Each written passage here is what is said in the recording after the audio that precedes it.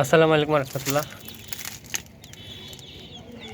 আমরা কিছুদিন আগে 17টা ডিম দিয়েছিলাম ইনকিউবেটরে ডিম ফোটানোর জন্য। একটা বাসায় ইনকিউবেটরে ডিম ফোটাই, তো ওইখান থেকে মাত্র 8টা বাচ্চা হয়েছে। ইনকিউবেটর মেশিনটা হয়তো অত ভালো না, জন্য এত কম বাচ্চা উঠছে।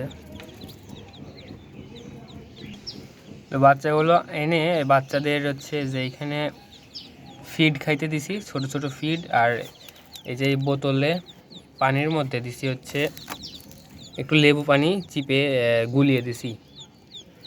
আর ভিতরে মার্বেল দিছি, যাতে এই ছোট ছোট বাচ্চা তো জন্য যাতে ডুবে না যায় ওর মধ্যে। আর রাতের বেলা এদের লাইট দিয়ে রাখি, আর দিনের বেলা এই যে এরকম বাইরে একটু রোদে দিই, তাহলে ওই কারেন্ট খরচ একটু কম হয়। আর এরা রোদ পাইলে এরা একটু তাজাও হয়ে যায়,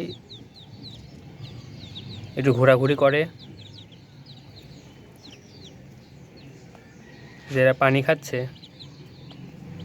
আপনারাও এইভাবে পানি দিবেন, তাহলে এরা ওই পানির মধ্যে ডুবে যাবে না।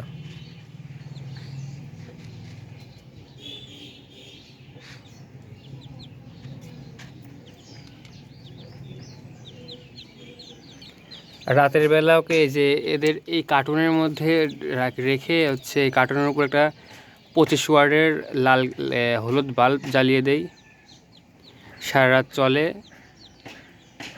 আর এই কার্টুনের মধ্যে ওদের খাইতে দেই।